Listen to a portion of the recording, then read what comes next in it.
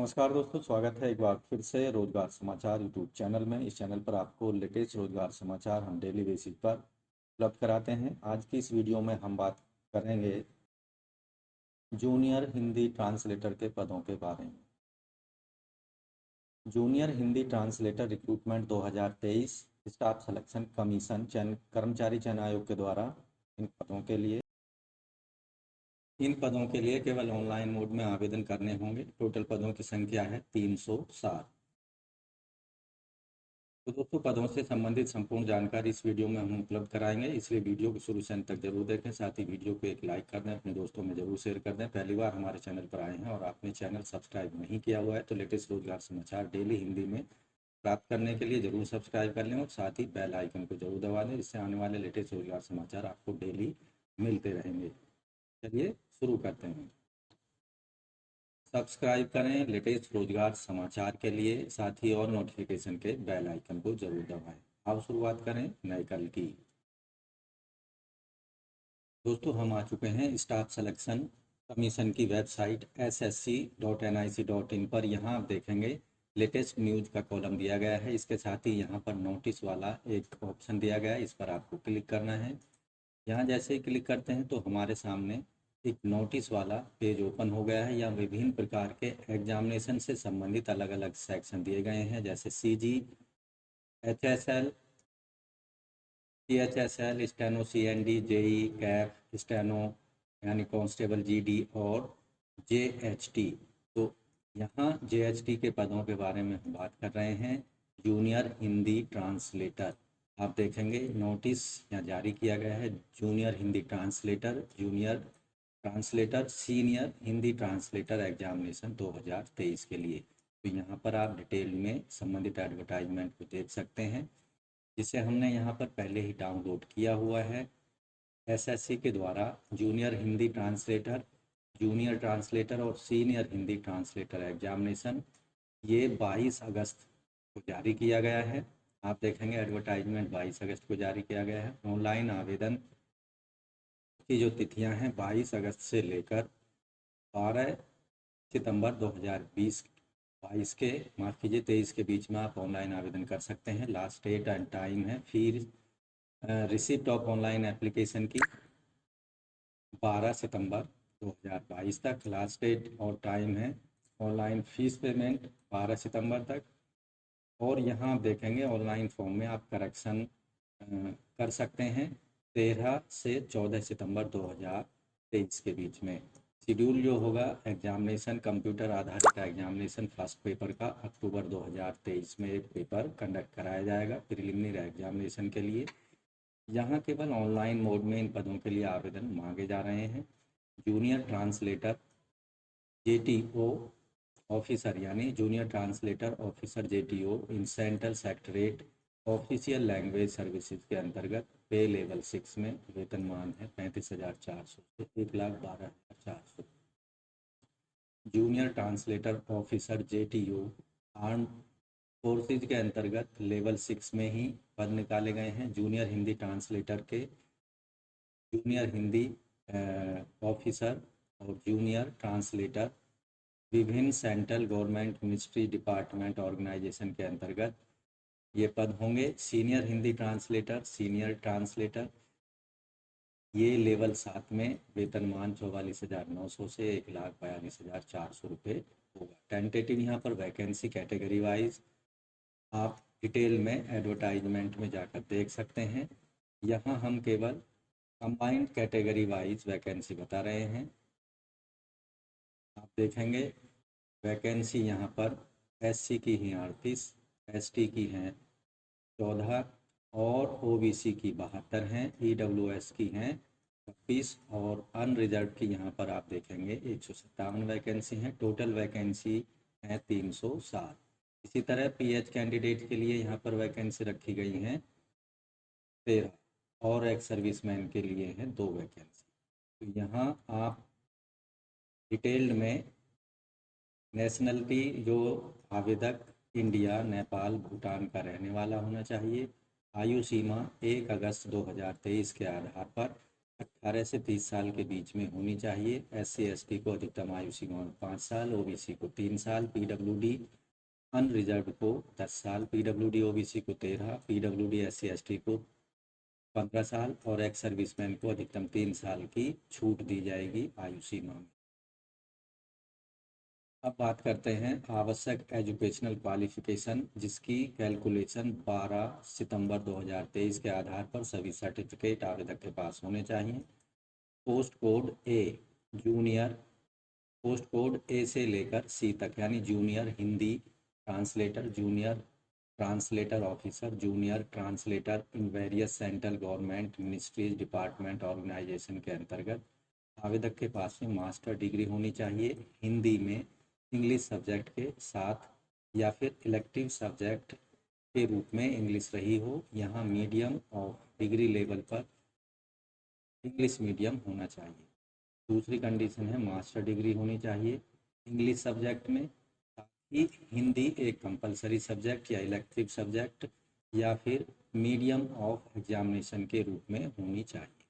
दूसरी कंडीशन है यहाँ पर आवेदक के पास मास्टर डिग्री होनी चाहिए किसी भी रिकॉग्नाइज यूनिवर्सिटी से हिंदी में या इंग्लिश में, साथ ही यहाँ पर हिंदी और इंग्लिश कंपलसरी सब्जेक्ट के रूप में, इलेक्टिव सब्जेक्ट के रूप में पढ़ा हो, या फिर एग्जामिनेशन का जो मीडियम है वो हिंदी या इंग्लिश होना चाहिए। मास्टर डिग्री रिकॉग्नाइज यूनिवर्सिटी से हिंदी या इंग्लिश में, साथ ही इंग्लिश मीडियम और हिंदी कंपलसरी सब्जेक्ट या इलेक्टिव सब्जेक्ट के रूप में पढ़ा होना चाहिए। Degree level master degree recognise university से अदर दैन हिंदी सब्जेक्ट या इंग्लिश के अलावा किसी भी सब्जेक्ट में मास्टर डिग्री होनी चाहिए, साथ ही हिंदी और इंग्लिश कंपलसरी सब्जेक्ट या इलेक्टिव सब्जेक्ट के रूप में पढ़ा हो, या फिर either of two as a medium of examination, इन दोनों में से कोई भी एक एग्जामिनेशन मीडियम के रूप में रहा हो हिंदी या इंग्लिश में से। डिग्री लेवल यानी ग्रेजुएशन लेवल पर। साथ ही यहाँ जो दूसरी कंडीशन है, इस ऊपर वाली कंडीशंस के अलावा रिकॉग्नाइज डिप्लोमा होना चाहिए, certificate course in translation from Hindi to English और वाइस वर्सा। 2 साल का एक्सपीरियंस होना चाहिए ट्रांसलेशन वर्क का from Hindi to English and vice versa in central state government office including government of India undertaking. तो ये आपको कंडीशंस एजुकेशन कंडीशंस पूरी करनी होंगी। दूसरी जो यहाँ पर ग्रुप डी के लिए senior Hindi translator, senior translator in various central government ministry के अंतर्गत मास्टर डिग्री होनी चाहिए हिंदी सब्जेक्ट में, इंग्लिश सब्जेक्ट एक कंपलसरी या इलेक्टिव सब्जेक्ट के रूप में पढ़ा हो, या फिर मीडियम ऑफ एग्जामिनेशन के रूप में इंग्लिश। इसी तरह यहाँ पर जो अन्य कंडीशंस में वो भी यहाँ पर सेम ही दी गई हैं। Recognise diploma certificate in translation Hindi to English और वाइस वर्सा। साथ ही यहाँ पर इन पदों के लिए केवल जो अंतर रखा गया है 3 साल का एक्सपीरियंस मांगा गया है ग्रुप डी के पदों के लिए, हिंदी से अंग्रेजी में ट्रांसलेशन का या फिर अंग्रेजी से हिंदी में ट्रांसलेशन का in central government office including government of India undertaking office के अंतर्गत। तो यहाँ पर जो इन पदों के लिए फ़ीस पेमेंट करनी है, जनरल EWS OBC कैंडिडेट्स को 100 रुपये फ़ीस का पेमेंट करना है ऑनलाइन मोड में credit card, debit card, net banking का इस्तेमाल करके, जबकि सभी वर्गों की महिला कैंडिडेट्स और SC/ST PWD ex serviceman candidates को फ़ीस पेमेंट नहीं करनी है। कैंडिडेट्स को ध्यान रखना है, एक बार फीस पेमेंट कर देने पर किसी भी परिस्थिति में उसको वापस नहीं किया जाएगा, रिफंड नहीं किया जाएगा और ना ही किसी अन्य एग्ज़ाम के लिए उसको एडजस्ट किया जाएगा। तो यहाँ विंडो एप्लीकेशन फॉर्म करेक्शन की ओपन हो जाएगी 13 से 14 सितंबर 2000 के बीच में रात 11 बजे तक आप करेक्शन कर सकते हैं। उसके लिए आपको मॉडिफिकेशन फीस यहाँ पर चार्जेज पेमेंट करने होंगे केवल ऑनलाइन मोड में। फर्स्ट टाइम करेक्शन पर 200 रुपये चार्ज लगेंगे और सेकंड टाइम करेक्शन पर 500 रुपये करेक्शन चार्जेज आपको पेमेंट करने होंगे।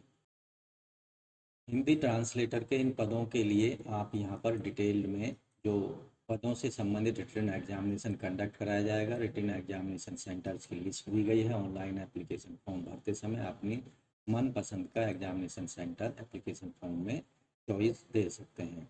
एग्जामिनेशन स्कीम जो होगी ट्रांसलेटर एग्ज़ाम के लिए, यहाँ पर पेपर 1 जो होगा ऑब्जेक्टिव टाइप होगा, ये कंप्यूटर बेस्ड होगा। इसमें 2 सेक्शन होंगे, जर्नल हिंदी का, जर्नल इंग्लिश का। 100 प्रश्न यहाँ पर 100 अंकों के पूछे जाएंगे। 2 घंटे की यहाँ पर समय दिया जाएगा। दूसरा जो पेपर होगा डेस्क्रिप्टिव टाइप का होगा। यहाँ ट्रांसलेशन और ऐसे पर आधारित प्रश्न पूछे जाएंगे 200 अंकों के। यहाँ भी 2 घंटे का ही समय रिकमेंड किया गया है।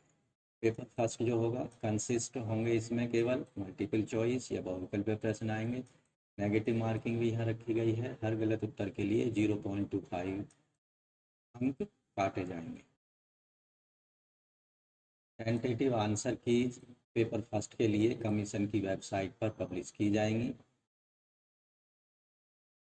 ऑनलाइन एग्ज़ाम से संबंधित जो इंडिकेटिव सिलेबस है paper first computer based exam के लिए, क्वेश्चन यहाँ पर जो होंगे बाइलिंगुअल होंगे।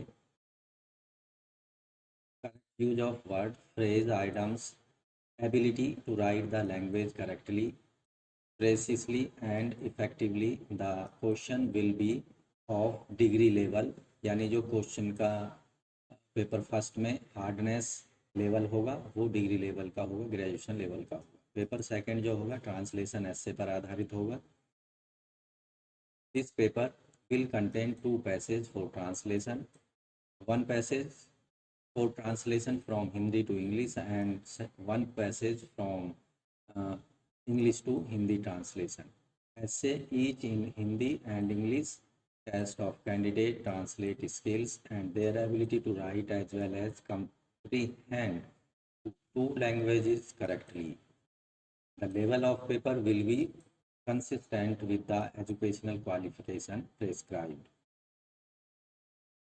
ऑनलाइन एग्जामिनेशन सेंटर जाते समय आप इन दिए गए किसी एक डॉक्यूमेंट्स को अपने साथ आइडेंटिटी प्रूफ के लिए लेकर जाएंगे, जैसे Aadhaar card, voter ID, driving licence, PAN card, passport, school ID card, employer ID card, ex serviceman discharge book, any other photo bearing ID card issued by central और स्टेट गवर्नमेंट।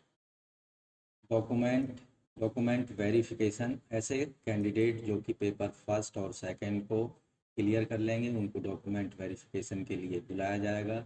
उसके लिए अलग से एडमिट कार्ड जारी किए जाएंगे। दिए गए वेन्यू और टाइम पर उपस्थित होना होगा। सभी सेलेक्टेड या फाइनल सॉर्ट आउट किए गए कैंडिडेट्स को जिन्होंने मेरिट लिस्ट में अपनी जगह बनाई है डॉक्यूमेंट वेरिफिकेशन के टाइम पर matriculation, secondary certificate, educational qualification certificate, translation experience certificate, caste certificate, person disability certificate, ex serviceman related certificate, relevant certificate, if any age relaxation required, no objection certificate.